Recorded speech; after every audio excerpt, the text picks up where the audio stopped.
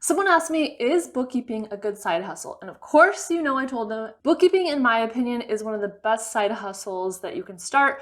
You've heard me say many times, it has low startup costs and high earning potential, and you can do it without any kind of advanced degree. You can set up your business really quickly and get trained pretty quick as well. Shameless plug, I have a class that helps you start your bookkeeping business in 30 days. But this video is going to be, if you're a busy person, how to fit in bookkeeping as that side hustle. When can you work? What can you do with your kids? What's kind of like the time commitment? So here I have 5 awesome ideas for you. And if we haven't met before, I'm Morgan from FinePoints.biz. Check out my free masterclass and checklist. So my first idea for fitting bookkeeping into your busy schedule is to make it social. So maybe you have a friend and you want to do a coffee date with them, but they have some studying or like some work to do as well. So both of you bring your laptops and you can chat a little bit, work a little bit. It's a win-win. You can also do that if you want to do a date night with your husband or significant other. Or maybe you have a weekend trip and everyone's going to be laying around reading. Just bring your laptop and do your bookkeeping studying and do the next step in starting your business. And my number 5 tip is all about childcare, like what to do with your kids when you're working as a bookkeeper. So I have some creative ideas for that.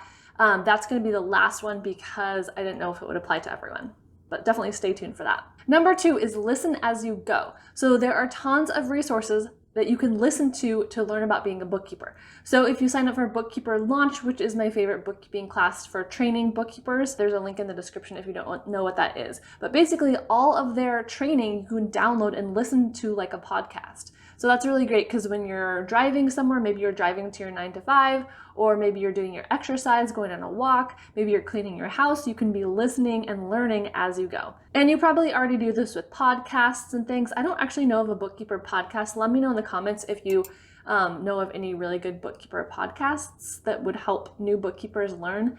You can listen to my videos, of course, as you're doing stuff around the house. Just put in your earbud and listen to, all my advice about getting started. If you haven't seen my video on how to start a bookkeeping business, definitely check that one out. It's like step by step on how to get started. And you could also listen to that Pro Advisor training. Some of that is more visual, but there are pieces I think you could listen to.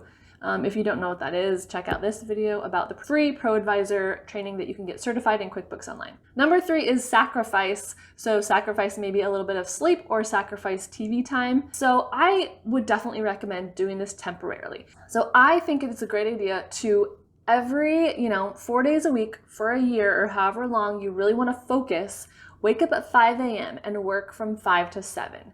Work, maybe that's before your family wakes up or before you have to get to your 9 to 5. Alternatively, if you're more of a nighttime person, you could do it, stay up a little bit later. And definitely if you have habits that you can get rid of, like watching TV, then your time is probably better spent on this new endeavor of your side hustle, your bookkeeping side hustle. So my husband, he has a business goal that he's trying to do right now for he owns a different kind of business, but he's had the same goal for maybe like 3 years and it just like hasn't been happening.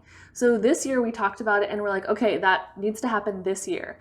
So he now gets up twice a week. He gets up early, goes to the office by 6 a.m. And then it is a sacrifice for me too, because then I am doing the whole morning routine with our 2 kids, getting them off to school. But that is a goal that we have, and it's a temporary thing. For 1 year, we're going to make the sacrifice so that we are able to do our end goal. And hopefully as you're starting something new, starting a new side hustle, you do have that initial push of inspiration. So that could have to do with the things that you're listening to, the podcasts or the business people that you're listening to, or my YouTube videos, that type of thing. But I do feel like at the beginning of a project, I'm always really excited about it. And like when I first started YouTube, I just listened to tutorials and just learned all this information that I possibly could about YouTube. And it was pretty fun. And it was kind of a sacrifice of my time. And I spent time doing that instead of whatever I was doing before, probably watching vlogs or organizing something. But the point is, for a short period of time, ride that momentum of a new project. All right, number 4, bookkeeping as a side hustle. I called this work ahead. And this was kind of inspired by this video I made called Work From Anywhere. And I talked about how I take time off as a bookkeeper. And I encourage you guys to think about the structure of a bookkeeping month. So it's going to be a heavier workload at the beginning of the month. So as your side hustle, think about that as you're scheduling other things in your life. You know, maybe you don't want to plan a vacation the first week and you can plan it later. Maybe you can take one day off or get one day of childcare and cram a bunch of stuff, you know, into one day. Like basically get your whole business started, get your LLC, get your EIN, set up your website, order your business cards or whatever you're gonna do. So I guess just be creative and be productive with your time. Think about the tasks you need to do and when you can just fit them in and do them as quickly as possible. So I'm working around 15 hours a week and I do squeeze a little bit in here and there other times. Let me know in the comments if you're already using bookkeeping as a side hustle and about how many hours per week you work. For me, it's varied over time. I've worked about 1 or 2 days a week and now it's probably like maybe 3 days a week. Right now I actually work while my kids are in elementary school. So I work from like 9 to noon every day and then I do some other errands and tasks after that. All right, number 5, these are all my creative childcare ideas. And I did do a video on this. It was a really old video that you probably haven't seen, but it does have some legit good ideas in there. So I'm gonna just revisit those really quick. This is what the thumbnail looks like if you wanna go watch that in full length. All right, so my first idea, if you have kids and you're trying to find childcare, is do a bookkeeping trade. So maybe you have a friend who has a small business and you can do their books in exchange for X amount of childcare hours per week. So the good thing about that is bookkeeping usually comes at a higher value than like a babysitter.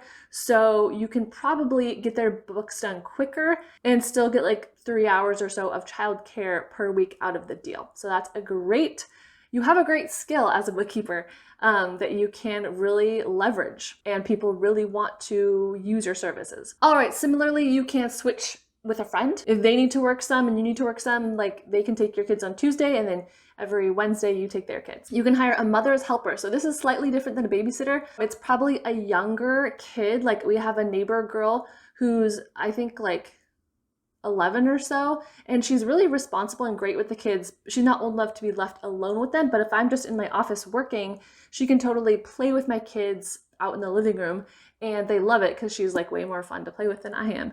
So it's a win-win. And because she's so young, she charges I think only like $6 an hour.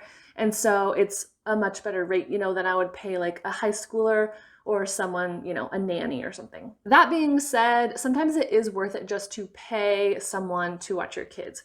So my brain is like constantly doing the math, especially if it's your side hustle, you know, and you're not making money yet even. I was always like, no, I can't pay for this. But basically, eventually, when you're a bookkeeper for clients, you know, you're going to be charging $50, $60 an hour. And you might pay a babysitter like much less than that. So like $10, $12 an hour. So you're still coming out way ahead and your hourly rate is still going to be like $40 an hour or so, whatever that math was. And that is still a great hourly rate and definitely worth your time. So other childcare ideas are at the gym. If you go to a gym, like my gym has 2 hours of free childcare a day. So I could just go sit there and work if I wanted to for 2 hours. You could do a nanny share with a friend, so you split the cost of childcare.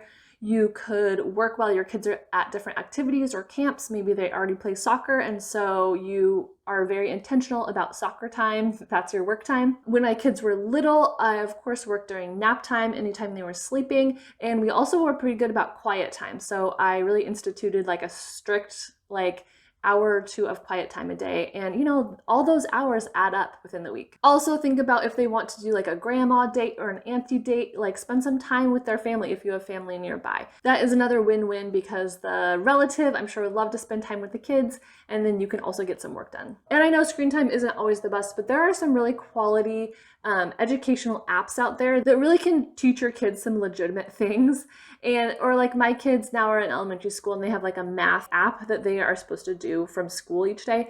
So that is, you know, that is time that you can get some work done as well. Or you could plan something fun like a movie night, you know, stuff like that. Just be creative. It's not my goal just to like have my kids watching like hours and hours of cartoons while I'm working, but in moderation, I'll use it in a pinch, or I'll try to be intentional about that screen time. If you've made it till the end, definitely subscribe, hit that red button, and give this video a thumbs up. That helps me out a ton if you can hit that like button.